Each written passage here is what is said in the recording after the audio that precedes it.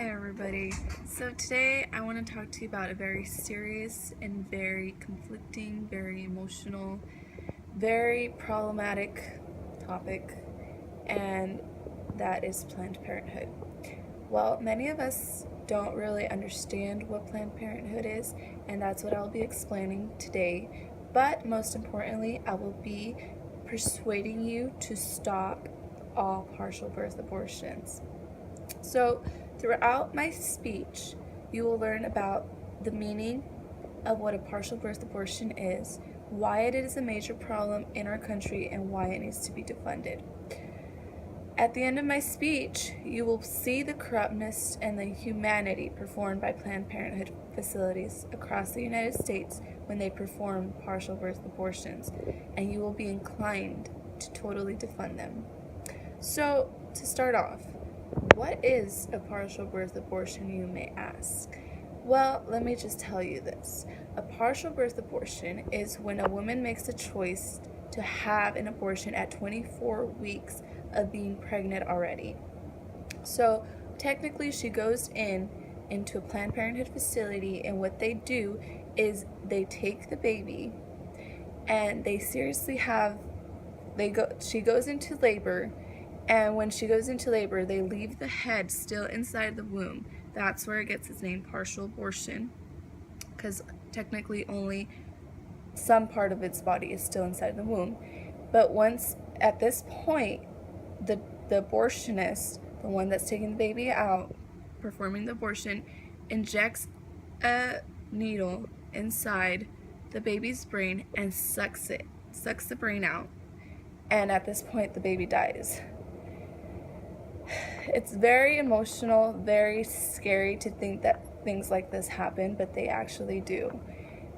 And once that baby is dead and is still and doesn't move anymore, at that point, that abortionist takes all its body parts, one by one, piece by piece, and pulls that baby's parts apart. Yeah, it's that horrifying. But this is what is actually going on in our country right now. So why is it a problem? Not only is partial abortion murder, first of all, but it's murder that happens with our very own taxpayers' money. According to the Alliance Defending Freedom website, the organization receives $1.2 million in taxpayer money every day. Yeah, every day, adding up to over $500 million tax dollars each year.